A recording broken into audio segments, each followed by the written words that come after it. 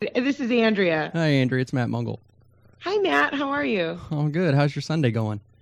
It's awesome. Is it? What makes it awesome? What makes Sunday awesome? Because Sundays are awesome for some reason. Yeah, Sundays are awesome, except for when you have to work on Monday. They can be oddly depressing. Oh, well, thanks for bringing that up. Yeah, talk about sad things. Now, do you sort of have a normal work week, or is it just depend on? No, I don't. No, I don't. Yeah, it just depends on what's going on in my life. I work tomorrow, which I'm happy about. Right. So I guess in your line of work, as great as you are, it's good to be working, isn't it? It's really good to be working. And then it's really funny because somebody told me this joke a long time ago, which is like, how do you make an actor upset? Give him a job. It's so true. It's so true. Like, I literally was like, oh, man, I got to work tomorrow. And it's such a good thing that I have a job tomorrow. And I'm like, well, I got to get up at 4 o'clock in the morning. But no, it's awesome to have a job. Sets are so fun to be on. They are. And some of us on the other side, we look at it as just so glamorous, but we don't know about the 4 a.m. shoots and the overnight shoots and the callbacks that don't come and all of that craziness that must just make you lose a little sleep. Yeah, it's definitely, I think it's interesting lately because I've been having this conversation with my lovely boyfriend who's here right now about how when you start out and you're young and you're in your 20s and you're passionately pursuing a career, you don't think much about that possibly changing later, that passion and that drive changing later, and you just kind of go after it. And then when things start to work out, it's great and it's exciting, and then you end up where I am and you start to think, boy, maybe a job in an office with a pension and and benefits was the worst thing I could have done. Right. I have friends that have these lives that I've always been like, oh, I could never. Now I'm like, boy, that wasn't a bad idea.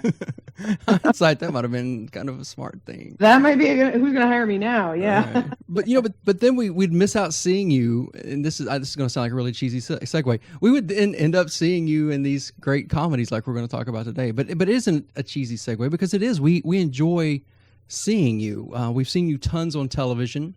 And now we're seeing you in bits and pieces on the big screen, which is even bigger and better.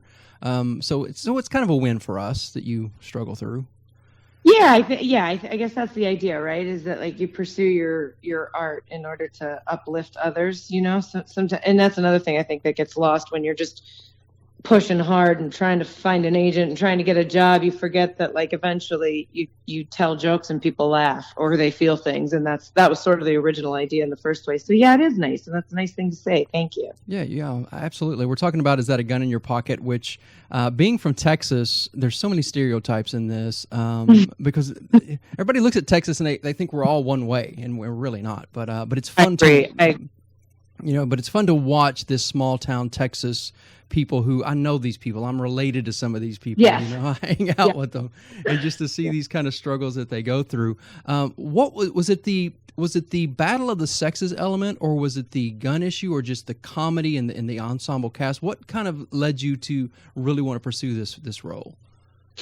My manager had called me and said, boy, I read this movie and it's so funny because it's you, Andrea, if you had not left DeForest, Wisconsin. And I read it and I thought, oh yeah, totally. And when I met with Matt, the director, Matt Cooper, one of the things that he said to me was, this character is not you. In so many ways. How do you feel you can key into this? And my response was, I know these people. Like you just said, I know these people. I'm related to these people. I understand that. I understand Jenna from the standpoint of being sort of an unlikely hero in that she's happily married and happily a mother, and an event occurs in her life that creates a sort of a public speaker politician out of her that I don't think would have been where she was going in the first place, but ended up there. Where I think Andrea is more likely to be more of a public speaker, but Jenna sort of had to take this journey throughout the film. So I thought that was really interesting. And I also thought it was interesting too, because I know about Lysistrata, which was written in, I think, 400 BC or something, and this was a modern day version of Lysistrata. And I thought he did it really well, because he literally picked a subject to tell the story of Lysistrata, which is a sex strike, and he picked this subject, and I feel, executed it so brilliantly in the fact that he took a very serious subject and he cloaked it in humor, and it didn't come off preachy, I don't think, but I don't know.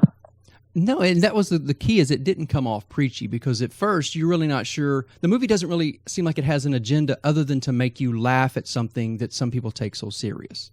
That seemed to be the only agenda, which is what entertainment and movies should be.